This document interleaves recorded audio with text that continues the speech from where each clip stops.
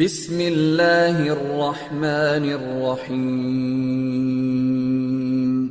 رب زدنی علما۔ إن الحمد لله نحمده ونستعينه ونستغفره ونعوذ بالله من شرور أنفسنا ومن سيئات أعمالنا من يهده الله فلا مضل له ومن يضلل فلا هادي له وأشهد أن لا إله إلا الله وحده لا شريك له وأشهد أن محمدا عبده ورسوله فإن خير الحديث كتاب الله وخير الهدي هدي محمد صلى الله عليه وسلم وشر الأمور محدثاتها وكل محدثة بدعة وكل بدعة ضلالة وكل زلالة في النار. قال الله تبارك وتعالى في القرآن المجيد والفرقان الحميد بعد أن أقول أعوذ بالله السميع العليم من الشيطان الرجيم من حمزه ونفخه ونفسه. يا أيها الناس اتقوا ربكم الذي خلقكم من نفس واحدة وخلق منها زوجها وبث منهما رجالا كثيرا ونساء واتقوا الله الذي تساءلون به والأرحام إن الله كان عليكم رقيبا. يا أيها الذين آمنوا اتقوا الله حق تقاته ولا تموتن إلا وأنتم مسلمون. يا أيها الذين آمنوا اتقوا الله وقولوا قولا سديدا يصلح لكم أعمالكم ويغفر لكم ذنوبكم وما يطع الله ورسوله فقد فاز فوزا عظيما. الحمد لله بأحد الصمد لم يلد ولم يولد ولم يكن له كفوا أحد والصلاة والسلام على سيد الأشرف الأنبياء المرسلين نبينا محمد وعلى آله وأصحابه أجمعين. رب اشرح لي صدري ويسر لي أمري واحلل عقدة من لساني يفقهوا قولي سبحانك لا علم لنا إلا ما علمتنا إنك أنت العليم الحكيم. أما بعد، تمام قسم کی تعریف، کبریائی اور بڑائی اللہ رب العزت کے لیے لائق و زیبا ہے، اور لاکھوں نہیں کروڑوں درود و سلام ہو تمام انبیاء کرام پر، خصوصاً اللہ کے رسول صلی اللہ علیہ وسلم پر۔ ہم نے دیکھا کہ اللہ رب العزت نے کتنی فضیلت سے نوازا ام المؤمنین عائشہ صدیقہ رضی اللہ تعالی عنہا کو، اور سورہ نور کے اندر آپ کی عظمت، آپ کی طہارت، آپ کا مرتبہ، آپ کے مقام کو جو ہے بیان کیا گیا۔ آج ہم انشاءاللہ ان آیتوں کی تفسیر سمجھنے کی کوشش کریں گے، اور جس تفسیر کو ہم نے سامنے رکھا ہے وہ شیخ الاسلام مولانا ابو الوفا ثناء اللہ امرتسری رحمۃ اللہ علیہ ہے۔ اللہ رب العزت نے قرآن مجید میں ارشاد فرمایا ان الذین جاءوا بالافک عصبۃ منکم۔ اب یہاں پہنچنے سے پہلے چند باتیں یا چند اعتراضات آپ لوگوں کے ذہن میں ہوں گے اور یا اشکالات آپ سمجھیں۔ پہلے تو ہم نے یہ دیکھا اللہ رب العزت، چلے ایک ایک آیت کو ہم لیتے ہیں۔ اللہ رب العزت نے کیا کہا؟ ان الذین جاءوا بالافک عصبۃ منکم، عصبۃ منکم لا تحسبوه شرا لكم بل هو خير لكم لكل امرئ منهم ما اكتسب من الاثم والذي تولى كبره منهم له عذاب عظيم۔ پہلا لفظ آیت کا ترجمہ ہم رکھ لیں۔ اللہ رب العزت نے کہا جو لوگ یہ بہت بڑا بہتان باندھ لائے ہیں، کس پر؟ ام المؤمنین پر، یہ بھی تم میں سے ہی ایک گروہ ہے، تم اسے اپنے لیے برا نہ سمجھو بلکہ یہ تمہارے حق میں بہتر ہے۔ ہاں، ان میں سے ہر ایک شخص پر اتنا گناہ ہے جتنا اس نے کمایا ہے، اور ان میں سے جس نے اس کی بہت بڑے حصے کو سر انجام دیا ہے اس کے لیے عذاب بھی بہت بڑا ہے۔ اللہ رب العزت نے یہاں پر جو لفظ استعمال کیا ہے وہ لفظ کیا ہے؟ افک۔ اور کل ہم نے ذکر کیا ہر وہ چیز جس کو اس کی اصل وضع سے پھیر دیا گیا ہو، جو ہوائیں ہیں، جو اپنے معمول کے خلاف الٹی چل رہی ہیں، اللہ رب العزت آپ سورہ توبہ میں بھی دیکھیں قَتَلَهُمُ اللَّهُ أَنَّىٰ يُؤْفَكُونَ، اللہ ان کو غارت کرے، اللہ ان کو جو ہے برباد کرے۔ وہ اعتقاد برحق سے اعراض کرنے والے تھے، افک حقیقت سے اعراض کرنا۔ اب تہمت کا یہاں پر ذکر ہے، جب کسی پر تہمت لگائی جائے، اس پر بہتان تراشا جائے، تو یہ بھی کس کے خلاف ہے؟ حق کے خلاف ہے، یہ ایک باطل بات ہے۔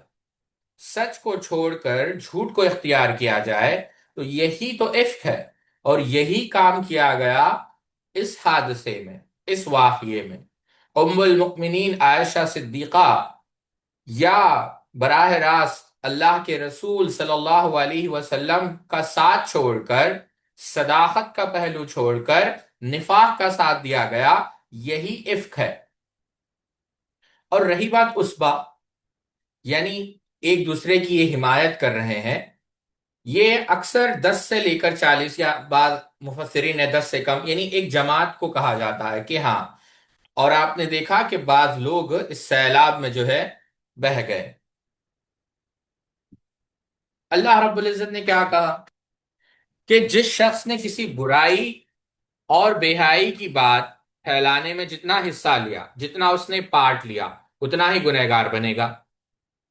اور جو سب سے زیادہ تہمت پھیلانے والا تھا، اس کام میں آگے آگے تھا، اس کو جو ہے دردناک عذاب دیا جائے گا۔ وہ کون ہے؟ عبداللہ ابن ابی۔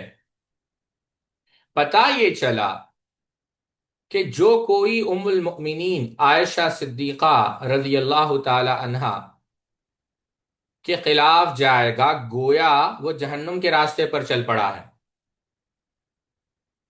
دوسری بات یا دوسری آیت، اللہ رب العزت نے کیا کہا؟ لولا اذ سمعتموه ظن المؤمنون والمؤمنات بانفسهم خیرا وقالوا هذا افک مبین۔ اللہ رب العزت نے کہا جیسا ہی آپ لوگوں نے یہ بات سنی، اہل ایمان نے یہ بات سنی، چاہے مرد ہو یا عورت ہو، انہوں نے اپنے حق میں نیک گمانی کیوں نہ کی اور کیوں نہ کہہ دیا کہ یہ تو کھلم کھلا سری بہتان ہے۔ اب آپ دیکھیں یہاں پر اہل ایمان کی تربیت کی جا رہی۔ پہلے کا جو صیغہ تھا وہ غائب کا صیغہ تھا، یہاں پر غائب کا صیغہ نہیں ہے، خطاب کا صیغہ کر کر اللہ رب العزت ہم سے کلام فرما رہا ہے، اور یہ خبر دے رہا ہے کہ ایمان کا تقاضا تو یہ تھا کہ مسلمان کے ساتھ نیک گمان کرے، تان و تشنیع کرنے سے باز آ جائے۔ جب تہمت لگانے والے تہمت لگا رہے تھے، تمہارا کام منافقین کا ساتھ دینا نہیں تھا، بلکہ ایمان کا تقاضا تو یہ تھا کہ تم حسن ظن رکھتے اور کیا کہتے کہ یہ تو جھوٹ ہے۔ آپ کو یہ چاہیے تھا کہ جیسے یہ خبر آپ کو پہنچی تو آپ کہہ دیں کہ یہ جھوٹ ہے۔ اور پھر اللہ رب العزت دیکھیں، آپ اصول بیان کر رہا ہے وہاں پر۔ اللہ رب العزت کہہ رہا ہے لولا جاؤ علیہ باربعۃ شہداء فاذا لم یأتوا بشہداء فاولئک عند اللہ هم الکاذبون۔ یہاں پر ایک ہوم ورک آپ لوگ کریں، میں چاہوں تو اس کا جواب دے سکتا ہوں، لیکن آپ خود محنت کریں تھوڑی سی۔ ایک سوال میں آپ کو دے کر جا رہا ہوں، اور اس سوال کا جواب لکھ کر آپ مجھے ای میل کریں۔ سوال یہ ہے، میں پہلے آیت کا ترجمہ آپ کے سامنے رکھ دوں۔ اللہ رب العزت نے کیا کہا؟ وہ اس پر 4 گواہ کیوں نہ لائے؟ اگر وہ کہہ رہے ہیں، جو تہمت وہ لگا رہے ہیں، تو 4 گواہ کیوں نہیں لائے؟ اور جب گواہ نہیں لائے تو یہ بہتان باز لوگ یقیناً اللہ کے نزدیک محض جھوٹے ہیں۔ تو کس چیز کو طلب کیا گیا؟ دلیل کو طلب کیا گیا کہ جو شخص کوئی دعویٰ کرے تو اسے چاہیے کہ وہ اپنے دعوے میں دلیل پیش کرے، اسے چاہیے کہ وہ اپنے دعوے کو ثابت کرے۔ محض یہ کہہ دینا کہ یہ میرا دعویٰ ہے، یہ کافی نہیں۔ البینۃ علی المدعی، دعویٰ کرنے والا دلیل بھی دے، برہان بھی پیش کرے، سلطان بھی پیش کرے۔ اور اللہ رب العزت نے کہا کہ 4 گواہ کیوں نہیں لائے؟ اب یہاں پر جو سوال آپ کو ہم کر رہے ہیں، اور اس کو آپ اس پر اسائنمنٹ اس کو سمجھیں کہ کیوں زنا کے لیے 4 گواہ شریعت نے مقرر کیے اور قتل کے لیے 2؟ اہل علم نے اس کی بہت ساری وجوہات بیان کی ہے، آپ اس پر کام کریں تو آپ کو سمجھ میں آئے گا کہ اللہ رب العزت کس قدر گناہوں پر پردہ ڈالتا ہے۔ اللہ رب العزت کا ایک نام ستیر ہے، تو آپ سوچیں کہ اللہ جو گناہوں پر پردہ ڈالتا ہے، غفار ہے، غفور ہے، تواب ہے، اللہ رب العزت کتنی اپنے بندوں سے محبت کرتا ہے، آپ اس پر کام کریں۔ تو بات یہ عرض کر رہا تھا، اللہ رب العزت نے کیا کہا، اصول بیان کیا۔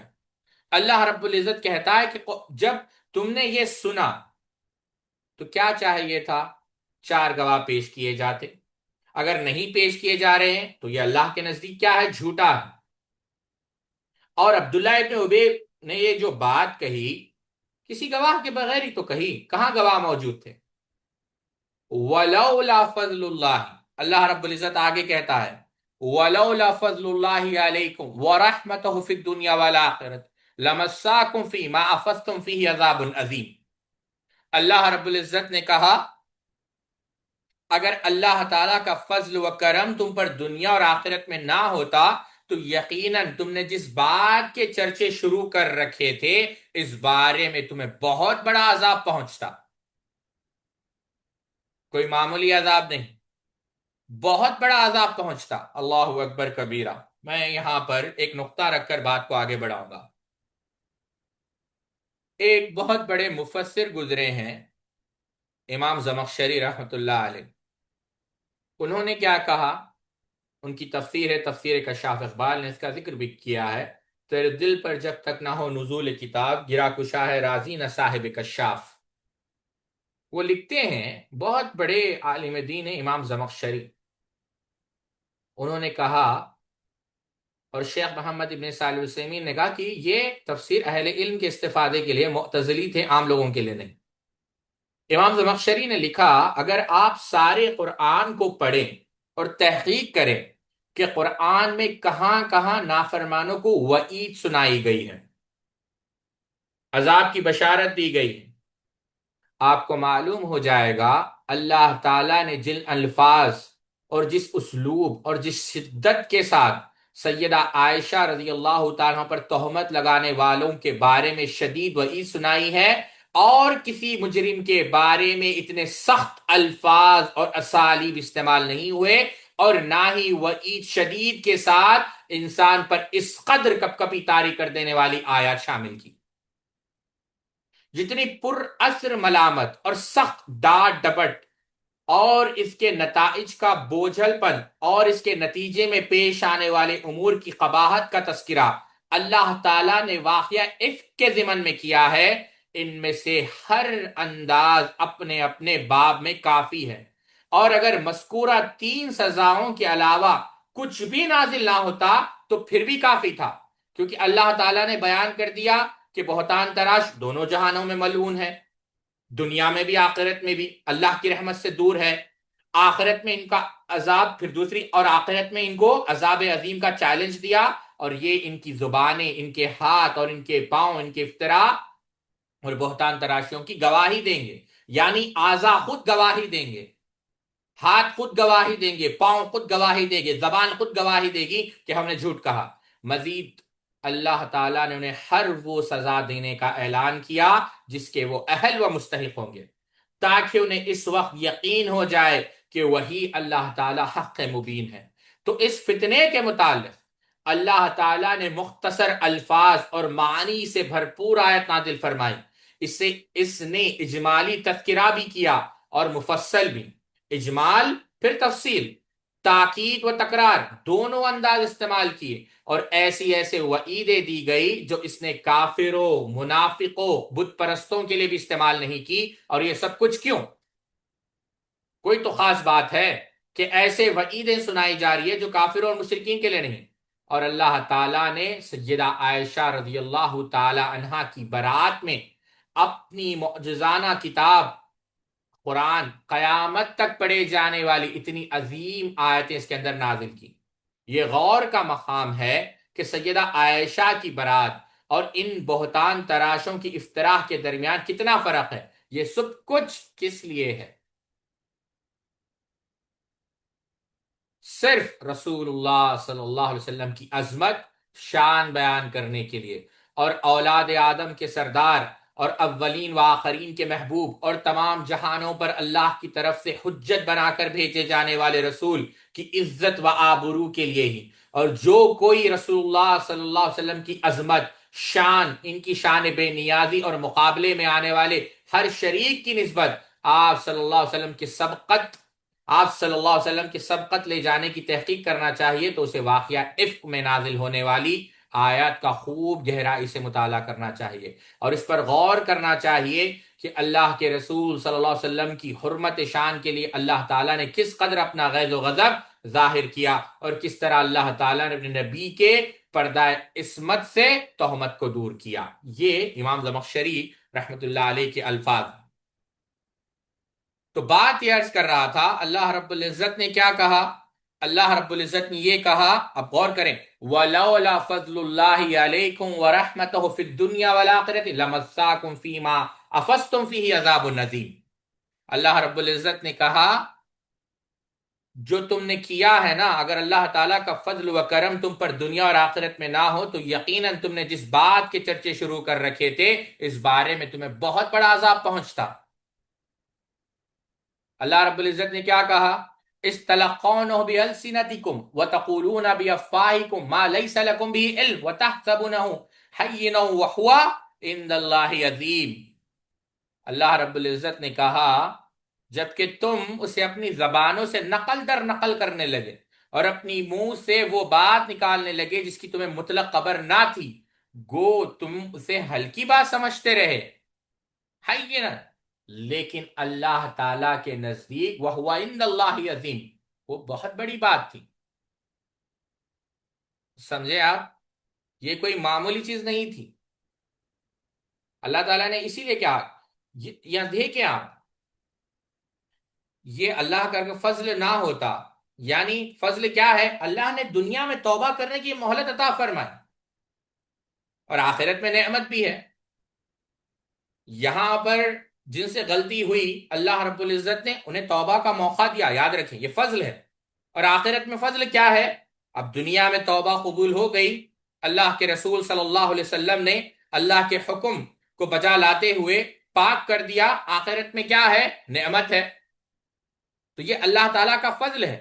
اگر اللہ تمہیں توبہ کی توفیق ہی نہ دیتا، تمہیں لاشعور کر دیتا اپنے گناہ سے، یا تمہیں اس بات کا احساس ہی نہ دلاتا کہ تم سے کتنا بڑا جرم ہوا ہے، بتاؤ توبہ کیسے کرتے؟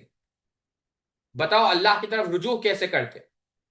لہٰذا یہ اللہ کی شان کبریائی ہے، اللہ کی خاص رحمت ہے کہ اللہ رب العزت نے توبہ کی توفیق بھی دی، اور اللہ رب العزت نے اس توفیق کے بدلے میں پھر جنت کا وعدہ بھی کیا۔ یہ پوری آیتیں ہماری ماں کے متعلق ہے، یہ ذہن میں رکھ کر پوری اس بات کو سمجھیں۔ یہی وجہ ہے ابن جوزی رحمت اللہ علیہ نے فیض القادر میں ایک مقام پر لکھا کہ گناہ کا احساس بھی یہ نعمت ہے۔ تم کیا کر رہے تھے؟ محض ایک سنی سنائی بات کو نقل کر رہے تھے اور یقین اور وثوق حاصل کیے بغیر آگے پھیلا رہے تھے اور اس کو معمولی بات سمجھ رہے تھے۔ اللہ کے نزدیک یہ معمولی نہیں تھی، سنگین تھی بات، کیونکہ اللہ کے رسول صلی اللہ علیہ وسلم کے گھر کا معاملہ تھا۔ اور دیکھیں آپ، کوڑے مارنے سے اس کی تلافی ہو جائے اتنا جرم نہیں تھا۔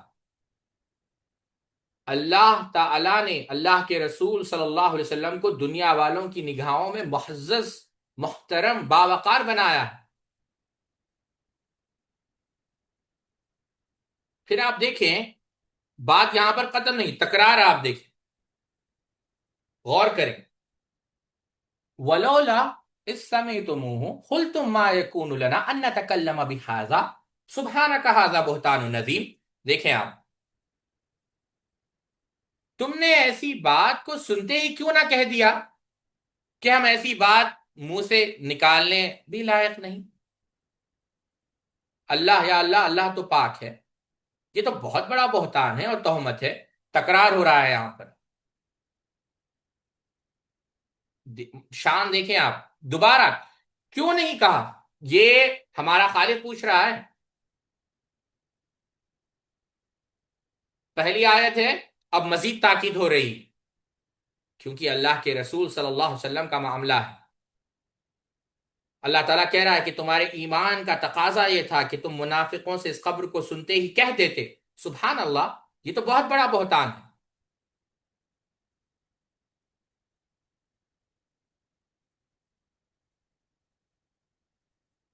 یہی وجہ ہے ساتھیو، اہل علم کا اس بات پر اجماع ہے، اہل علم کا اس بات پر اجماع ہے کہ جو کوئی ام المؤمنین عائشہ صدیقہ رضی اللہ تعالی عنہا پر تہمت لگائے وہ کافر ہو جائے گا۔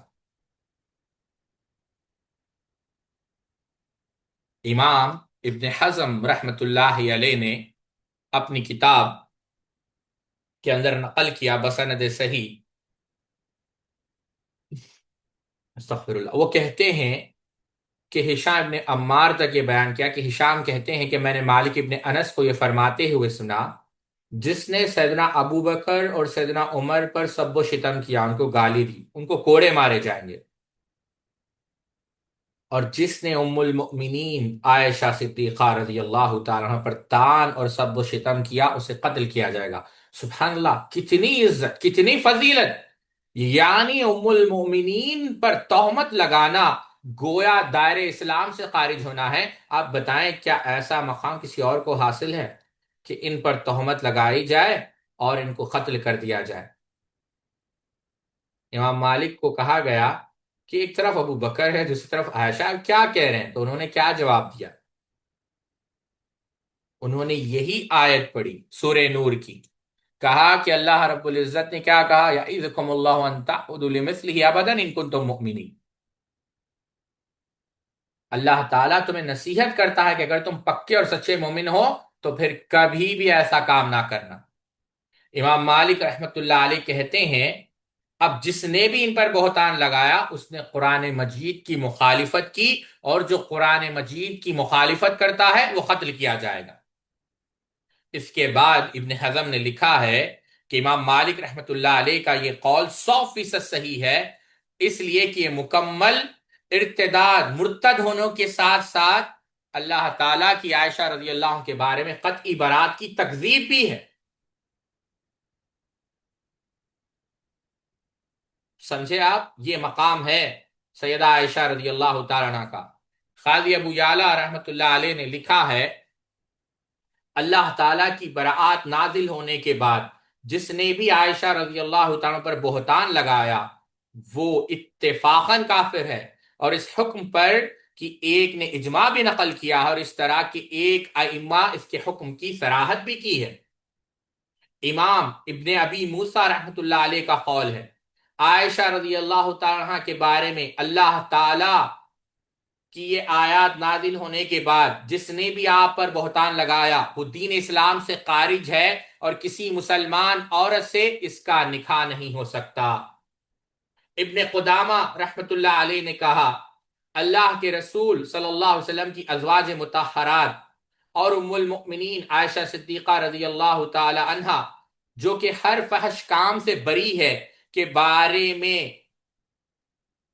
یعنی یہ کہنا کہ یہ بری ہے سنت ہے، ان میں سب سے افضل خدیجہ بنت خویلد ہے، اور عائشہ بنت صدیق رضی اللہ عنہ وہ ہے جنہیں اللہ تعالیٰ نے اپنی کتاب قرآن مجید میں منافقوں کے بہتان سے بری قرار دیا، اور وہ دنیا آخرت میں نبی کریم صلی اللہ علیہ وسلم کی زوجہ ہے۔ اب جو بھی اللہ کی برات کے بعد پر بہتان لگا اس نے کھلا کفر کا ارتکاب کیا۔ امام نووی رحمت اللہ علیہ نے لکھا ہے کہ ام المؤمنین کے خلاف یا ام المؤمنین پر تہمت لگانے والا نص قطعی کی مخالفت کر رہا ہے، جو بھی اس میں شک کرے وہ مسلمانوں کے اجماع سے کافر اور مرتد ہوگا۔ اللہ تعالیٰ اس سے ہماری حفاظت فرمائے۔ علامہ ابن قیم رحمت اللہ علیہ نے لکھا کہ امت کا اتفاق ہے جو بھی عائشہ رضی اللہ تعالیٰ پر بہتان لگائے وہ کافر ہے۔ ابن کثیر رحمت اللہ علیہ نے لکھا جمیع علماء اکرام اس پر مجتمع ہے کہ جس نے بھی عائشہ رضی اللہ عنہ پر سب و شتم کیا اور اس آیت میں برات کا ذکر ہونے کے باوجود بہتان لگائے تو وہ کافر، قرآن کا دشمن ہے۔ مرتد ہو چکا ہے۔ امام زرکشی رحمت اللہ علیہ نے لکھا کہ اس کی 3 وجوہات ہیں کہ یہ کیوں کہا گیا۔ پہلی وجہ یہ ہے ساتھیوں کہ یہ سورہ نور میں نازل شدہ آیتوں کے اندر واقعہ موجود ہے، اور گویا وہ اللہ تعالیٰ کی تکذیب کر رہا ہے۔ دوسری، یہ اللہ کے رسول صلی اللہ علیہ وسلم کے گھر کا مسئلہ ہے، اور آپ کو تکلیف دینا گویا اللہ کے رسول صلی اللہ علیہ وسلم کو ایذا دینا ہے، اور یہ بھی کفر ہے۔ اور تیسری، یہ ام المؤمنین عائشہ صدیقہ رضی اللہ تعالی عنہا پر طعن و تشنیع، اور صحابہ پر بھی طعن و تشنیع، گویا اللہ کے رسول صلی اللہ علیہ وسلم پر طعن و تشنیع۔ کیونکہ غور کریں، سبحان اللہ، دیکھیں آپ آخر میں کیا کہا؟ الخبیثات للخبیثین والخبیثون للخبیثات والطیبات للطیبین والطیبون للطیبات اولئک مبرؤون مما یقولون لهم مغفرۃ ورزق کریم۔ اللہ رب العزت نے کیا کہا؟ یہ کہا کہ خبیث عورتیں خبیث مردوں کے لیے ہے، تو گویا ام المؤمنین پر طعن و تشنیع، اللہ کے رسول پر طعن و تشنیع ہے، تو اس وجہ سے بھی ایسا شخص کافر ہے۔ اللہ رب العزت نے کہا وَيُبَيِّنُ لَهُ لَكُمُ الْآيَاتِ وَاللَّهُ عَلِيمٌ حَكِيمٌ۔ اللہ رب العزت نے کہا کہ یہ جو آیتیں ہیں جو اللہ تعالیٰ بیان کر رہا ہے تمہارے سامنے، اپنی آیتیں، یہ اللہ تعالیٰ علم و حکمت والا ہے۔ پھر اس کے بعد اللہ رب العزت نے کہا ان الذین یحبون، اب یہ الفاظ پر غور کریں، یحبون، ان کلمات پر غور کریں، یحبون ان تشیع الفاحشۃ فی الذین آمنوا لهم عذاب علیم فی الدنیا والآخرہ واللہ یعلم وانتم لا تعلمون۔ اللہ رب العزت نے کہا جو لوگ مسلمانوں میں بے حیائی پھیلاتے ہیں، نہیں یہ نہیں کہا، غور کریں، جو لوگ مسلمانوں میں بے حیائی پھیلانے کا ارادہ، آرزو مند، خواہش کر رہے ہیں، بس پسند کر رہے ہیں، ان کی خواہش ہے، ان کے لیے دنیا اور آخرت میں دردناک عذاب ہے۔ اللہ سب کچھ جانتا ہے اور تم کچھ بھی نہیں جانتے۔ اب یہاں پر آپ دیکھیں اللہ رب العزت نے کیا کہا؟ اللہ رب العزت نے کہا، اب الفاحشہ کا معنی کیا ہے آپ جانتے ہیں کہ بے حیائی کے، بے حیائی اور بدکاری، اور بے حیائی کی جھوٹی قبروں کی اشاعت بھی بے حیائی۔ کسی پر تہمت لگی اور آپ یہ ایک بے حیا بات کو پھیلا رہے ہیں تو یہ بھی بے حیائی ہے، اور اللہ تعالی نے اس فعل کو عذاب علیم کا باعث فرمایا ہے۔ اور اللہ تعالیٰ نے کیا کہا؟ مسلمانوں میں فحاشی کو پھیلانے سے، پھیلانا تو دور کی بات ہے، پھیلانے سے محبت کرنا یا پھیلانے کی خواہش رکھنا، آرزو کرنا، یہ بھی موجب عذاب ہے۔ اس سے کیا بات پتا چلی کہ دل کے جو افعال ہیں، دل کے جو حرکتیں ہیں، دل کے جو کام ہیں، اس پر بھی عذاب ہوتا ہے۔ کفر کیا ہے؟ دل کا فعل ہے۔ نفاق کیا ہے؟ دل کا فعل ہے۔ حسد کیا ہے؟ دل کا فعل ہے۔ کینہ، بغض، یہ دل کے افعال ہیں۔ تو جس طرح دل کی گناہ ہے، اسی طریقے سے دل کی عبادتیں بھی ہیں۔ تو جس طرح ظاہر کی اصلاح ضروری ہے، اسی طریقے سے باطن کی اصلاح بھی ضروری ہے۔ جس طریقے سے انسان کثرت کر کر، پہلوانی کر کر کوشش کرتا ہے کہ اس کا جسم صحت مند رہے، اسی طریقے سے بلکہ اس سے زیادہ اسے اپنے دل پر بھی محنت کرنی چاہیے، تاکہ اس کا دل ان باطنی برائیوں سے، بلکہ ایسی برائی، بعض تو برائیاں ایسے ہیں جس سے انسان دائرہ اسلام سے خارج ہو جاتا ہے۔ تو یہ اللہ رب العزت نے کہا کہ جو یہ پسند کرتا ہے ان کے لیے عذاب ہے، صرف پسند کرنے پر۔ اور پھر اللہ رب العزت آگے ارشاد فرماتا ہے وَلَوْلَا فَضْلُ اللَّهِ عَلَيْكُمْ۔ یہاں پر ایک بات عرض کر دوں، بعض لوگ کہتے ہیں کہ اللہ فرماتے ہیں، کہ نہیں، ہم یہ نہیں کہتے کہ اللہ فرماتے ہیں، کیونکہ فرماتے ہیں میں جمع کا صیغہ، اس میں عدد کی بو آتی، پلورالٹی کی بو آتی۔ ادب یہی ہے اللہ تعالیٰ کا کہ ہم یہ کہیں کہ اللہ تعالیٰ کہتا ہے، نہ کہ کہتے ہیں۔ یاد رکھیں اس بات کو۔ وَلَوْلَا فَضْلُ اللَّهِ عَلَيْكُمْ وَرَحْمَتُهُ وَأَنَّ اللَّهَ رَءُوفٌ رَحِيمٌ۔ اللہ رب العزت پھر کہتا ہے کہ جان لو، اگر تم پر اللہ تعالیٰ کا فضل اور اس کی رحمت نہ ہوتی، اور یہ بھی کہ اللہ تعالیٰ بڑی شفقت رکھنے والا مہربان ہے۔ اب شفیق، یہ اس ترجمے پر ایک الگ سے بحث ہو سکتی ہے، لیکن اتنی بات یاد رکھیں کہ اللہ تعالیٰ کا فضل ہے، رحمت ہے، اور اللہ تعالیٰ جو ہے رؤوف بھی ہے، اللہ تعالیٰ رحیم ہے، کیونکہ تم نے بہت بڑا سنگین جرم کیا ہے۔ یہاں تک آپ لوگ سمجھ گئے بات؟ اب حدیث افک سے جو روافض اعتراض کرتے ہیں عقلاً اور نقلاً، ان اعتراضات کو ہم سمجھیں۔ ایک اعتراض تو یہ کیا جاتا ہے کہ اللہ کے رسول صلی اللہ علیہ وسلم کو یہ بات معلوم نہیں تھی، حالانکہ یہ بات غلط ہے۔ اللہ کے رسول صلی اللہ علیہ وسلم کو آپ کی پاکیزگی کا علم تھا۔ تو اگر یہ سوال کیا جائے کہ پھر اللہ کے رسول صلی اللہ علیہ وسلم نے توجہ کیوں کم کر دی، جیسا کہ حدیث کے اندر آتا ہے اور ام المؤمنین نے بھی اس کا ذکر کیا، تو اس کا جواب یہ ہے کہ آپ صلی اللہ علیہ وسلم جو کم توجہ دیتے تھے وہ آپ کی لا علمی کی وجہ سے نہیں تھا، بلکہ یہ تہمت کے بعد آپ کی غیرت کا تقاضا یہ تھا کہ جب تک اللہ تعالی خود اپنی طرف سے آپ کی بیوی کی برات اعلان نہ ہو جائے، اس وقت تک آپ توجہ کم رکھیں، تاکہ جو منافقین ہیں، جو مشرکین ہیں، جو کفار ہیں، ان کو یہ کہنے کا موقع نہ ملے کہ اللہ کے رسول صلی اللہ علیہ وسلم کو اس قسم کی تہمت سے کوئی نفرت نہیں تھی۔ نفرت تھی، اور بہت زیادہ نفرت تھی۔ ایک اور اعتراض، یا یوں کہہ لیں دوسرا اعتراض، اگر پہلے سے علم تھا تو مشورہ کیوں لیا؟ تو مشورہ لینا، یہ بھی آپ غور کریں، یہ بھی کمال کی دلیل ہے۔ آپ نے مشورہ اس لیے کیا کہ جو اسلام کے دشمن ہیں، جو کفار ہیں، جو مشرکین ہیں، ان کے پاس کوئی گنجائش باقی نہ رہے، کہ وہ یہ نہ کہیں کہ دیکھو ان کے اہل پر تہمت لگی تو انہوں نے کوئی تحقیق اور تفتیش نہیں کی۔ آپ نے اس مسئلے کی پوری تحقیق اور تفتیش کی تاکہ تمام تقاضے پورا ہو جائے۔ سیدہ زینب بنت جہش ہے، خود آپ کی لونڈی ہے عائشہ رضی اللہ تعالی عنہا کی، آپ کے گھر والے، یہ ایک جواب ہے۔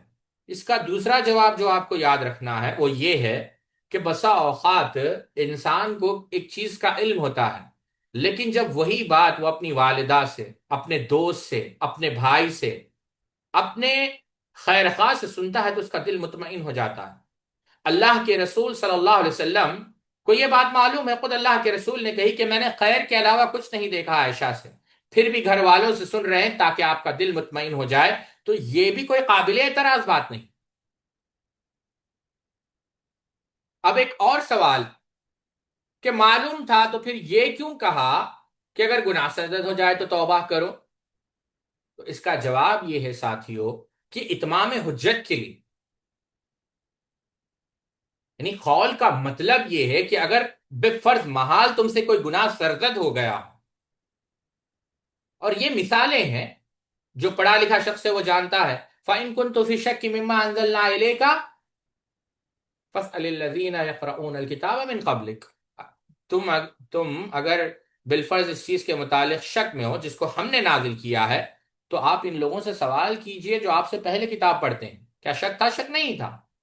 فَمَن تَوَلَّ بَعْدَ ذَلِكَ فَأُولَٰئِكَ هُمُ الْفَاسِقُونَ، پھر جو کوئی اس کے بعد اس عہد سے پھر گیا ہو تو وہی لوگ نافرمان ہوں گے۔ کیا پھرا؟ قُلْ إِن كَانَ لِلرَّحْمَٰنِ وَلَدٌ فَأَنَا أَوَّلُ الْعَابِدِينَ، آپ فرما دیجئے اگر رحمان کی کوئی اولاد ہوتی تو میں سب سے پہلے اس کی عبادت کرتا۔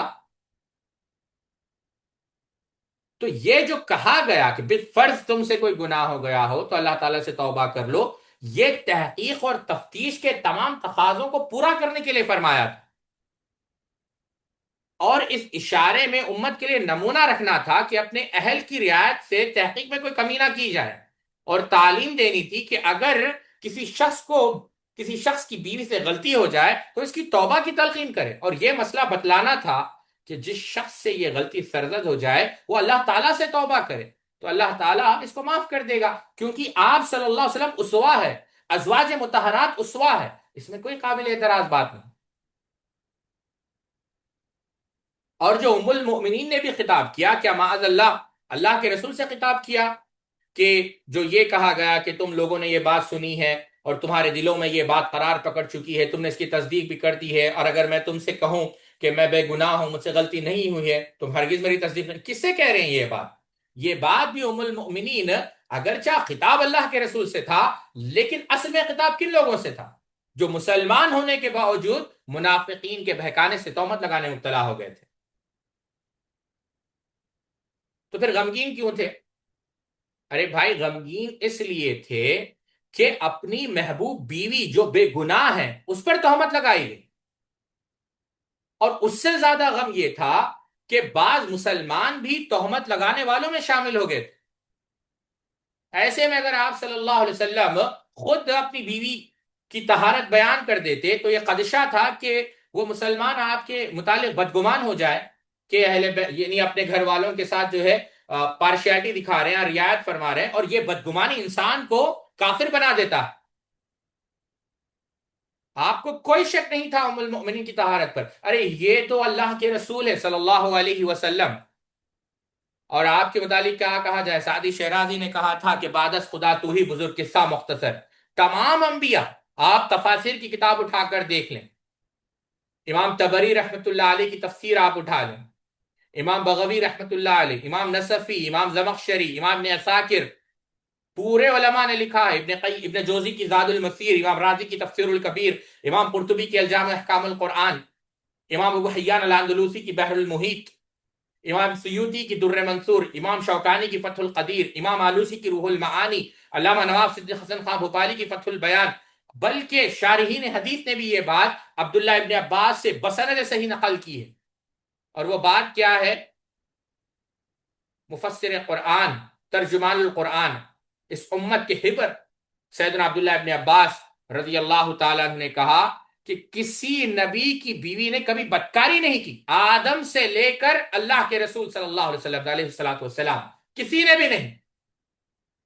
یہ شان ہے انبیاء علیہ الصلوۃ والسلام کے گھر والوں کی۔ یہی وجہ ہے، غور کریں آپ، اب بعض اعتراض اس پہ بھی ہوں گے تو میں امام راضی رحمت اللہ علیہ کی تفسیر کبیر کا حوالہ آپ کے سامنے رکھتا ہوں، آپ نے بڑی لطیف بحث کی اس پر۔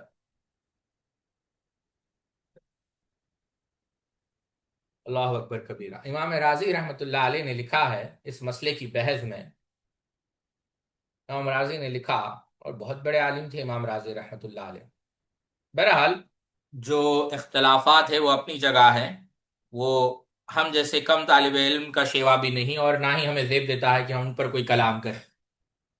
بہرحال امام راضی رحمت اللہ علیہ نے لکھا ہے کہ ام المؤمنین عائشہ صدیقہ رضی اللہ تعالی عنہ، اللہ کے رسول صلی اللہ علیہ وسلم بیوی ہونا، نبی کی بیوی ہے، تو جو فحش ہے اس کے ارتکاب سے یہ تو مانے ہیں، کیونکہ انبیاء علیہ الصلوۃ والسلام جو ہے کفار کو دین حق کی طرف دعوت دینے کے لیے مبعوث ہوئے، اس لیے واجب ہے کہ ان میں کوئی ایسا عیب نہ ہو جو لوگوں کو ان سے متنفر کر دے، کیونکہ یہ داعی ہے، اور جس شخص کی بیوی بدکار ہو اس سے لوگ بہت نفرت کرتے ہیں۔ اب اگر یہ سوال ہو کہ نبی کی بیوی کا کافرہ ہونا کیوں جائز ہے، جیسا کہ حضرت نوح اور حضرت لوط علیہ السلام کی بیویاں کافرہ تھیں، اور جب ان کا کافرہ ہونا جائز ہے تو فاجرہ ہونا کیوں جائز نہیں؟ تو سوال ہے کہ جب کفر میں مبتلا ہو سکتے ہیں تو جرم میں کیوں نہیں؟ اس کا جواب یہ ہے کفار کے نزدیک کفر موجب نفرت نہیں. کفر سے وہ کیوں بھاگتے ہیں؟ کفر سے تو وہ محبت کرتے تھے. اور بیوی کا فاجرہ ہونا ان کے نزدیک موجب نفرت ہے. اور دوسری وجہ یہ ہے کہ ام المؤمنین کا یہ حال معروف تھا کہ وہ فحش کاموں کے اسباب اور محرکات سے بہت دور اور بالکل محفوظ تھی، جیسا کہ ہم نے دیکھا آپ کی حیا جب ہم نے ذکر کی. اور جس شخصیت کا یہ حال معروف ہو اس کے ساتھ حسن زن کرنا واجب تھا. اور تیسری وجہ یہ ہے کہ فاحشہ کی تہمت لگانے والے منافقین اور ان کے متبعین تھے. اور یہ بات معلوم ہے کہ دروغ کو دشمن کی اڑائی ہوئی بات بے بنیاد ہوتی ہے.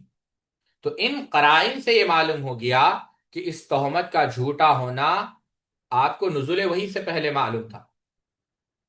اب ایک اور بات جو یہاں پر ذکر کرنی ہے کہ شیعہ نے بھی نہ چاہتے ہوئے بھی اس بات کا اقرار کیا کہ یہ آیت ام المؤمنین کے بارے میں ہی نازل ہوئی. ہم نے حوالے دیے، پھر بھی میں نقل کر دوں.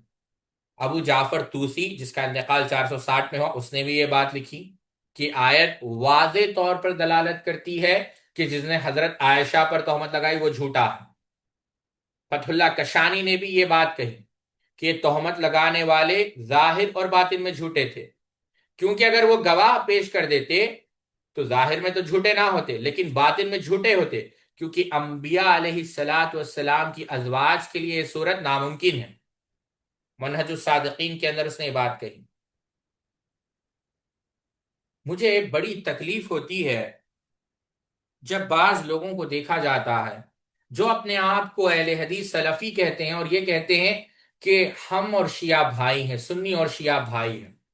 اللہ کروڑوں رحمت فرمائے مفتی ظفر علی خان صاحب پر، خیر ان سے اختلاف تھا، ان سے اختلاف اپنی جگہ. ان سے کسی نے پوچھا یہ بات کہ میرا ایک دوست ہے جو شیعہ ہے، کیا میں اس کے ساتھ کھانا کھا سکتا ہوں، اس کے ساتھ بیٹھ سکتا ہوں؟ تو آپ نے کہا ہاں، آپ جیسے بغیرت بیٹے کے لیے جائز ہے کہ آپ اس کے ساتھ کھانا کھائیں. وہ بغیرت ہی ہوگا کہ ایسا شخص جو اس کی ماں کے خلاف بول رہا ہے. شیعوں کا تو یہ عقیدہ ہے، بلکہ ہم نے ذکر کیا کہ وہ تو یہ کرتے ہیں کہ ان کو درے لگائے جائیں گے، ان کا تو یہ ایمان ہے، ان کا تو عقیدہ ہے. آپ رضی اللہ تعالی عنہ کے خلاف بھوکنا یہ ان کا کام ہے. اور ایسے شخص سے کوئی محبت کرے، ایسے شخص سے کوئی تعلقات رکھے، تو یہ ایک باوفادار بیٹا یا بیٹی کی علامت تو نہیں، یہ تو بغیرتوں کی علامت ہے. تو علم کے اندر غیرت پیدا کرے. طلباء تو بہت ہے لیکن غیرت مند طلباء بہت کم ہیں. ہم محبت اس سے کرتے ہیں جو صحابہ سے محبت کرتا ہے. ہم اس کے غلام ہیں جو صحابہ کو اپنا امام سمجھتا ہے. ہم ایسے شخص کو قابل عزت نہیں سمجھتے جو صحابہ یا اہل بیت کے خلاف بھوکتا. اللہ اکبر.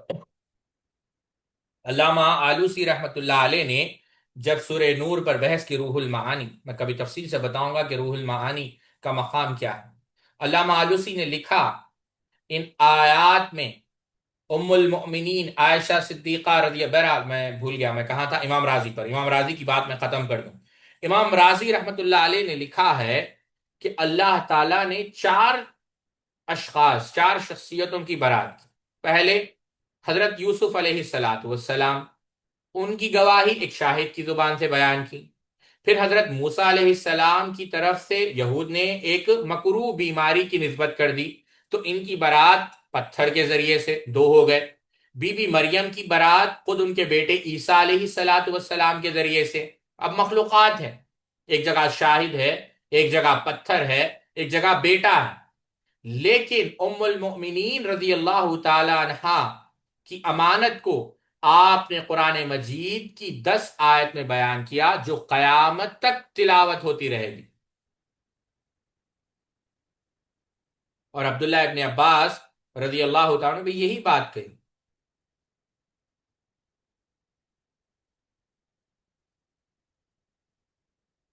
تو علامہ آلوسی رحمت اللہ علیہ کی طرف میں آتا ہوں. آپ نے کیا کہا؟ یہ جو سورہ نور کی آیت ہے ان میں حضرت ام المؤمنین عائشہ صدیقہ رضی اللہ عنہ کی بہت بڑی فضیلت ہے. اگر تمام قرآن کو کھنگال کر دیکھو تو تمہیں علم ہوگا کہ اللہ تعالیٰ نے کسی معصیت پر اتنی سخت وعید نازل نہیں فرمائی جتنی سیدہ عائشہ کی تہمت پر وعید نازل فرمائی، اور جتنی سختی کے ساتھ اس سے منع فرمایا ہے، اور یہ بھی سیدہ کی فضیلت ہے۔ اور یہی وجہ ہے ام المؤمنین کہا بھی کرتی تھی کہ میرے بعض فضائل ایسے ہیں، کوئی خاتون اس میں میرے ساتھ شریک نہیں، اور اس میں یہ ایک فضیلت ہے کہ اللہ نے میری امانت کو نازل کیا آسمان کے اوپر سے، عرش سے معلیٰ سے۔ تو یہ سورہ نور کی مختصر تفسیر ہے۔ اب ایک اور بات جو میں بھول نہ جاؤں وہ یہ ہے کہ ام المؤمنین نے کیا کہا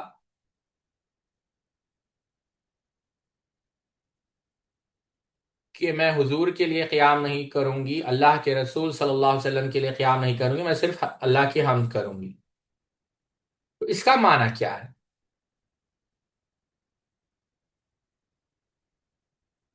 اس کا یہ معنی ہے، کیا ام المؤمنین تعظیم سے انکار کیا؟ نہیں، اس کا یہ معنی ہے، علامہ عینی رحمۃ اللہ علیہ نے لکھا عمدۃ القاری کے اندر، اور علامہ نووی نے بھی لکھا، اس کا یہ معنی ہے کہ حضرت عائشہ کا جو کلام تھا بمنزل اتاب تھا، غصہ تھا، کیونکہ مسلمانوں نے آپ کے معاملے میں شک کیا تھا، حالانکہ ان کو حضرت عائشہ کی جو نیک نیتی ہے، نیک چلنی ہے، اور پاکیزہ سیرت کا بخوبی علم تھا، اور وہ جانتے تھے کہ ظالموں نے آپ پر جو بغیر کسی حجت اور دلیل کے جھوٹی تہمت لگائی، آپ کا دامن اس سے بری ہے، تو یہ غصہ تھا۔ اور جو یہ کہا، علامہ نقوی نے بھی یہ بات لکھی ہے شرح صحیح مسلم میں، کہ اپنے رب سے جو ہے میں ہم کروں گی جس نے میری برات نازل کی اور غیر متوقع انعام کیا۔ خود یعنی ایسا انعام کہ آپ نے خود کہا، آپ جانتی ہیں روایت میں کہ ام المومنین یہ کہا کہ میں نے سمجھا کوئی خواب، لیکن نہیں، آیتیں باضابطہ جو ہے نازل ہوئی۔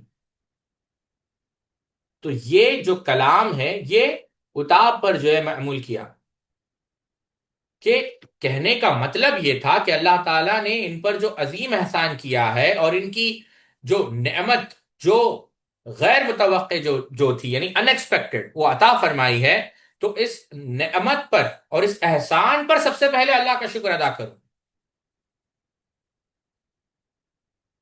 یہ مطلب تھا۔ سب سے پہلے کس کی تعظیم؟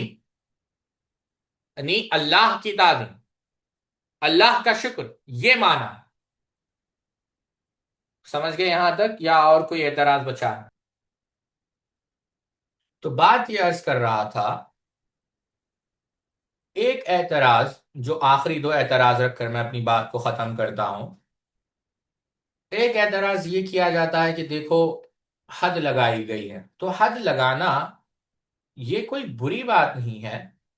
بنو مخزومہ کی ایک خاتون، وہاں پر چوری ہوئی تو ہاتھ کو کاٹ دیا گیا، نعمان کو لایا گیا رضی اللہ تعالی عنہ، اور ان کو بھی جو ہے ان کا بھی مواخذہ ہوا۔ ایک شخص تھا جنہوں نے شراب پی، ان کو کوڑے مارے گئے۔ بنو اسلم کے ایک شادی شدہ شخص نے اعتراف کیا تو رجم کا جو حکم صادر کیا گیا۔ ماعز اسلمی رضی اللہ تعالی عنہ، لیکن اس کے باوجود، صرف سیدنا ماعز کو آپ لے لیں، اللہ کے رسول صلی اللہ علیہ وسلم نے کیا کہا کہ میں نے جنت کے نہر میں ان کو غوطے کھاتے ہوئے دیکھا۔ تو یہ صحابہ کی عظمت کی دلیل ہے کہ صحابہ رضوان اللہ تعالی مجمعین امت کی وہ مخلوق ہے جنہوں نے ہمیں توبہ کا طریقہ سکھایا۔ اگر یہ گناہ سرزد نہ ہوتے تو یہ احکامات کیسے صادر ہوتے، اور ہمیں کون بتاتا کہ توبہ کیسے کرنا؟ تو اللہ کی طرف رجوع کرنا، اناب کرنا، یہ سکھایا ہے صحابہ نے۔ ان اللہ یحب التوابین یحب المتطہرین، اور صحابہ معصوم نہیں تھے، مغفور تھے۔ اللہ نے دنیا کے اندر ان پر اپنا فضل کیا، اور خود اللہ تعالیٰ سورہ نور میں یہ بیان کر رہا ہے۔ تو یہ بات واضح ہے کہ سورہ نور کے اندر ام المومنین کی شان ہے تو ہے ہی، لیکن اللہ یہاں پر اپنے فضل کو ذکر کر رہا ہے، جو فضل اللہ رب العزت نے صحابہ سے کیا کہ دیکھو دنیا میں ہم نے تم کو تمہارے گناہوں سے پاک کر دیا، اور آخرت میں تم کو اس پاکی کے بعد جنت عطا کریں گے۔ تو یہ صحابہ کی مذمت نہیں ہے بلکہ صحابہ کی تعریف ہے۔ اور یہ اسی سے ملتی جلتی بات جو یہ کہی گئی کہ دو گروہوں کے درمیان لڑائی ہو گئی، تو بالکل صحابہ اخلاق کے اعلیٰ معیار پر تھے، لیکن اس کے باوجود فرشتے نہیں تھے، انسان تھے، اور بشری تقاضوں سے کبھی کبھی وہ بھی مغلوب ہو کر جذبات کے دھارے میں جو ہے جذبات میں بہہ جاتے۔ اس میں کوئی، ہم اس کا انکار نہیں کرتے، کس نے انکار کیا ہے؟ لیکن یہ بات یاد رکھیں، یہ بات تو آپ ذکر کر رہے ہیں، لیکن اس کے بعد یہ بھی دیکھیں جب ان کو سمجھایا جاتا، نصیحت کی جاتی، تو پھر وہ بام شیر و شکر ہو کر ہو جاتے ہو۔ حلقہ یارہ تو باریشم کی طرح نرم، رد محو و باطل ہے تو فولاد ہے مومن۔ اللہ تعالیٰ نے سورہ حجرات میں کہا نا کہ جب دو جماعتوں میں لڑائی ہو جائے فَأَصْلِحُوا بَيْنَهُمَا، تو ان کے درمیان صلح کرا دو، اور اس کے بعد دوسروں پر اگر دوسری جماعت زیادتی کرے یا قتال کرے تو اللہ کی طرف جو ہے کیا ہے، اللہ کے حکم کی طرف لوٹ آؤ، الی امر اللہ۔ تو یہ چیز کوئی بری چیز نہیں ہے، اور اس سے صحابہ کی شان پر کوئی حرف نہیں آتا۔ میں یہیں پر اپنی بات کو ختم کرتا ہوں۔ سبحانک اللہم و بحمدک، اشہد ان لا الہ الا انت استغفرک و اتوب الیک۔ اور شیخ الاسلام صلی اللہ علیہ وسلم رحمہ اللہ کی تفسیر آپ پڑھیں، یہی باتوں کو اختصار کے ساتھ آپ نے بیان کیا۔